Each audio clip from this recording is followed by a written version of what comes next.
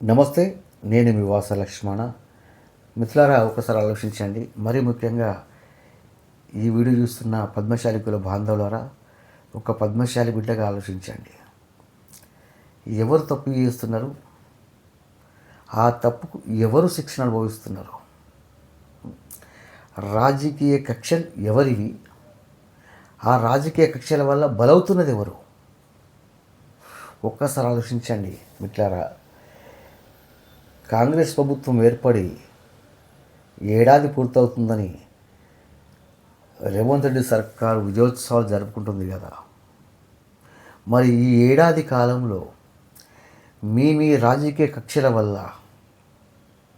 మీ రాజకీయ కుట్రల వల్ల నేత పరిశ్రమను స్తంభింపజేస్తే, ఆ తప్పు మీరు చేస్తే ఉపాధి కరువైన నేత కార్మికులు తెలంగాణ రాష్ట్రంలో, మరీ ముఖ్యంగా సిరిసిల్లలో దాదాపు 20 మంది నేత కార్మికులు ఏడాది కాలంలో ఆత్మహత్య చేసుకున్నారు. తెలంగాణ రాష్ట్ర వ్యాప్తంగా ఇంకా లెక్క పెరుగుతుంది.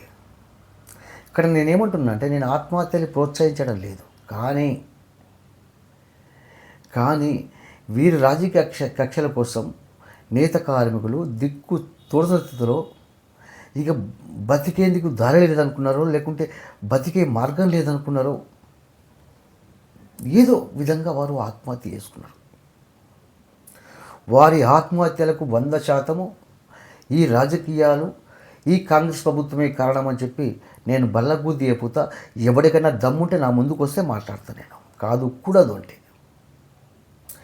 మీ రాజకీయ కక్షల కోసం ఇలా నేత పరిశ్రమ స్తంభం చేయడం వల్ల తెలంగాణ రాష్ట్రంలో దాదాపు 30 నుంచి 35 మంది నేత కార్మికులు ఆత్మహత్య చేసుకుండొచ్చు.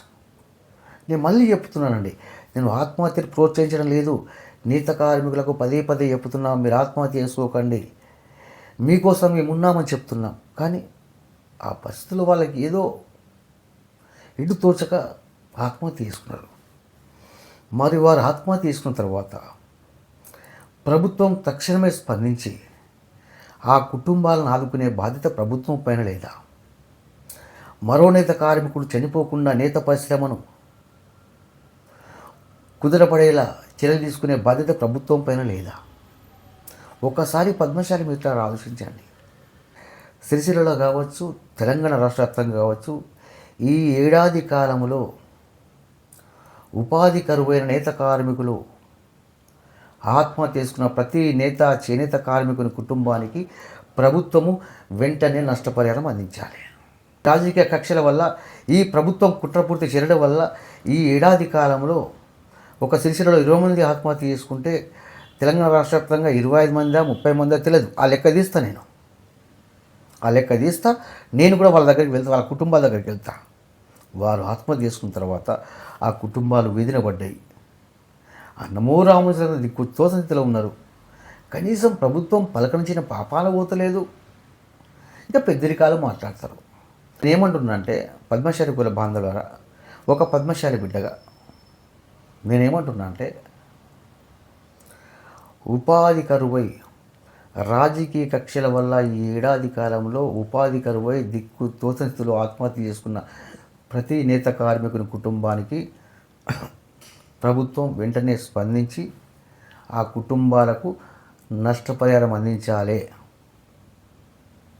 వారికి పిల్లలుంటే వారి చదువు బాధ్యత ప్రభుత్వం తీసుకోవాలని అంటున్నా.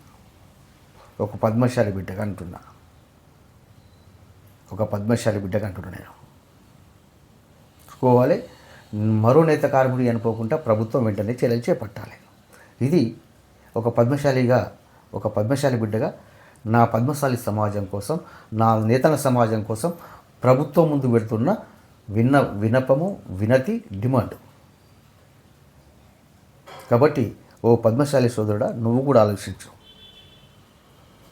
మనము బానిసలం కాదు, మన సమాజం మనం కాపాడుకుందాం అనుకుంటే షేర్ అయ్యి ఈ వీడియోని ప్రభుత్వం దృష్టికి తీసుకెళ్ళు.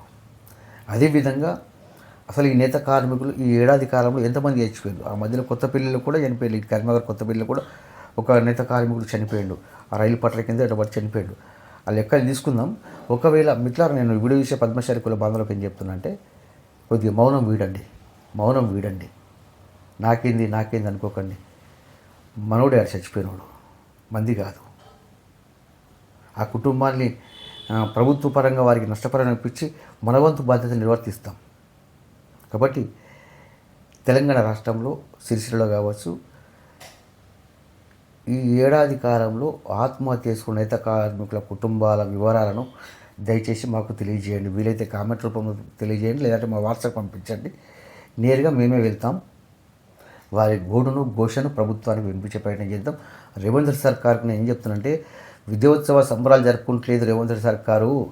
మా నేత కార్మికుల ఆత్మహత్యలపై సంవత్సరికం జరుపుకుంటున్నారు. ఖచ్చితంగా నేను ఖచ్చితంగా చెప్తున్నా, ఈ సంవత్సర కాలంగా రాజకీయ కక్షల వల్ల ప్రభుత్వం ఒక నిరంకుశ పాలన వల్ల ఆత్మహత్య చేసుకున్న ప్రతి నేత కార్మికుని కుటుంబానికి ప్రభుత్వం వెంటనే నష్టపరిహారం అందించాలని ఒక పద్మశాలి బిడ్డగా నేను అనుకుంటున్నా. నువ్వు అనుకుంటే ఓ పద్మశాలి సోదరుడా వీడు షేర్ చేయి. జై పద్మశాలి కుల బాంధవులు నేను ఒకటే చెప్తున్నా, మనము బానిసలం కాదు, ఓ నయ్యకు మోతాదు లేము. ప్రతిదీ సాధించుకోవాల్సిందే, దానికి మనం కలిసి నడవాల్సిందే. జై పద్మశాలి.